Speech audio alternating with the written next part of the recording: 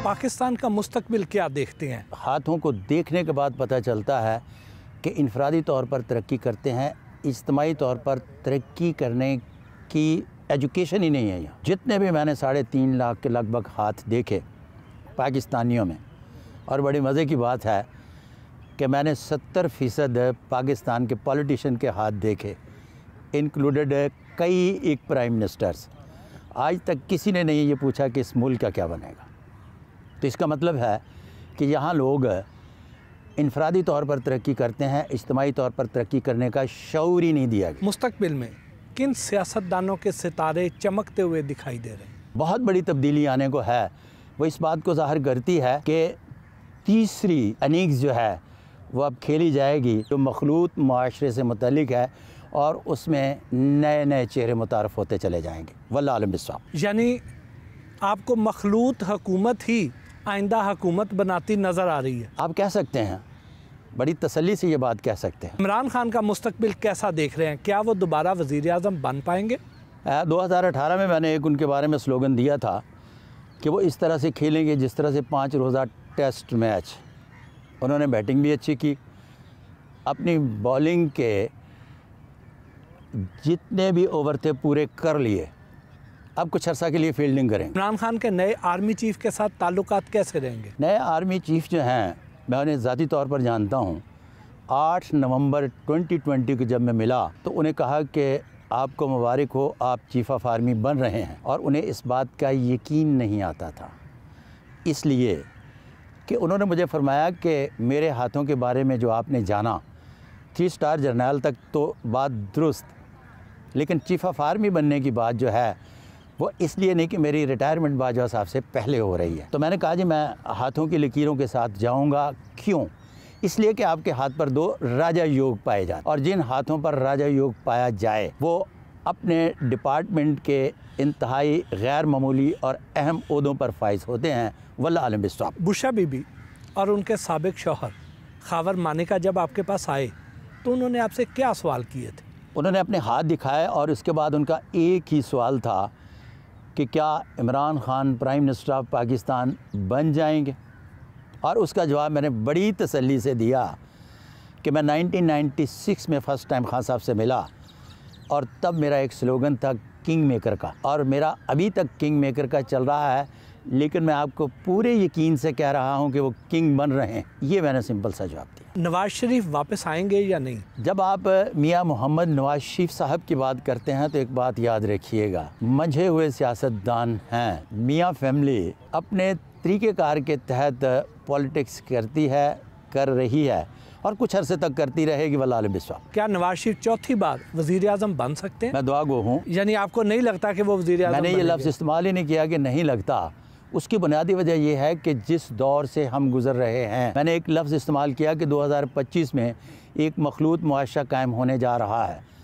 तब तक सियासी अफरा तफरी का दौर है, और इस सियासी अफरा तफरी ने इसी तरह से रहना है। तो इसका मतलब ये है कि अगर मैं मखसूस नाम लूँगा तो वो बनते नहीं हैं। पाकिस्तानी सियासत में शरीफ फैमिली का मुस्तकबिल कैसा देख रहे हैं? जिस तरह से मैंने पहले गुजारिश की कि 2025 के बाद एक मखलूत मुआशरा तश्कील होने पाने जा रहा है, तो फिर उसके बाद निज़ाम की तब्दीली के अमल से गुज़रता हुआ दिखाई देता है, जिसकी बुनियाद रखी जा चुकी, और अब यहाँ निज़ाम की तब्दीली के आसार पैदा हो चुके। वल्लाह आलम बिस्वाब। ये जिस निज़ाम की तब्दीली की आप बात कर रहे हैं, ये पाकिस्तान के लिए बेहतर होगा या नुकसानदेह? पाकिस्तान में लोग पहले इनफरादी तौर पर तरक्की करते थे।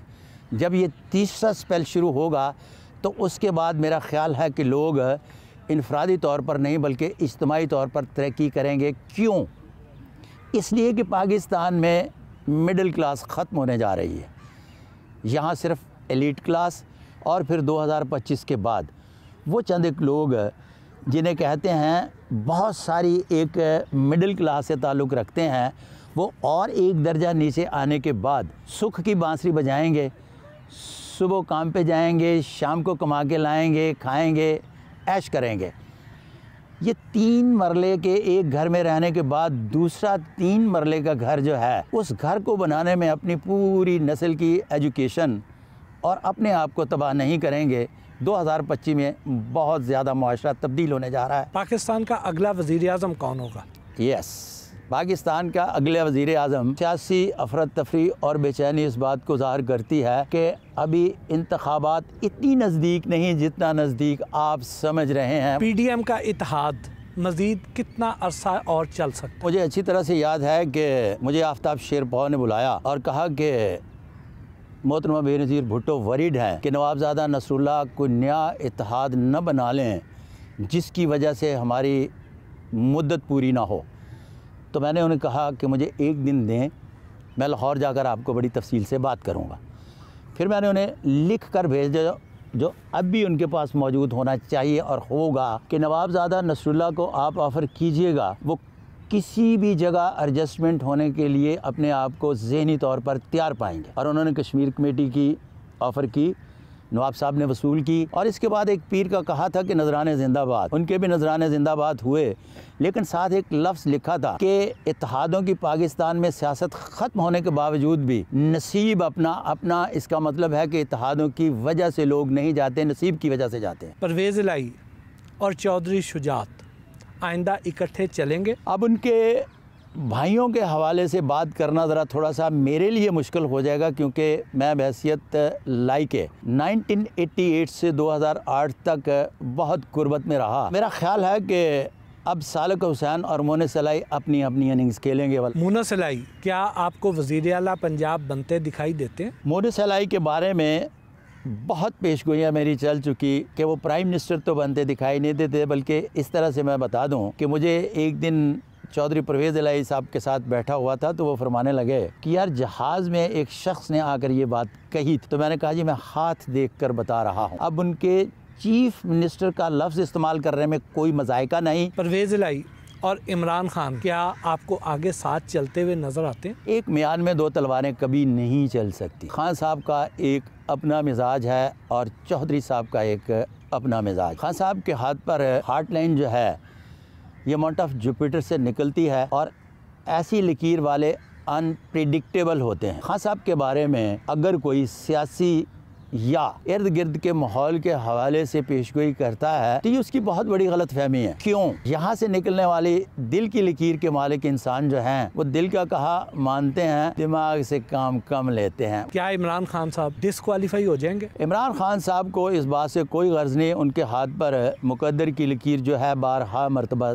टूटती है। फिर उसके बाद 6 के 6 उभार नुमाया है जिसे राजा योग कहते हैं। उसके बाद उनके माउंट ऑफ जुपिटर पर भी राजा योग है। तीसरी बात माउंट ऑफ वीनस बहुत अच्छा है जिसकी वजह से ख्वातीन उनकी तरफ राग़ब होती हैं। चौथी जो हार्ट लाइन बताई, इसका दूसरा जब आंसर देखते हैं तो वो भी इस बात को ज़ाहिर करता है कि ऐसे लोगों में पैदाइशी एतबार से अपोजिट सेक्स के लिए जिनसी कशिश पाई जाती है जिसकी बुनियाद पर वो किसी भी उम्र से ताल्लुक़ रखता हो। अगर ये अलामत किसी भी हाथ पर हो तो बूढ़ा भी हो जाए तो फिर भी अपोजिट सेक्स उसकी तरफ मुतवज्जो होती है। जो केसेस चल रहे हैं इमरान खान साहब के ख़िलाफ़, उन्हें सज़ा हो जाएगी? क्या वो जेल जाएंगे? अच्छा, जब जेल जाने की बात करते हैं और सज़ा की बात करते हैं तो इसके लिए जिनके heart line mount of Jupiter पर जाती है उसके लिए बड़े जतन करते हैं और आखिरी हद तक जेल जाने से बचेंगे। बचने के लिए 1000 जतन करेंगे। अगर टेलीविज़न पर आकर कहते हैं कि मैं जेल जाने से नहीं डरता तो मैं नहीं मानता। मरियम नवाज़ और बिलावल भुट्टो में से कौन पहले वज़ीर आज़म पाकिस्तान बनेगा? तरह से मरियम नवाज़ और बिलावल भुट्टो पॉलिटिक्स करते रहे थे, इसी तरह से पॉलिटिक्स करेंगे और कमाल की पॉलिटिक्स करेंगे।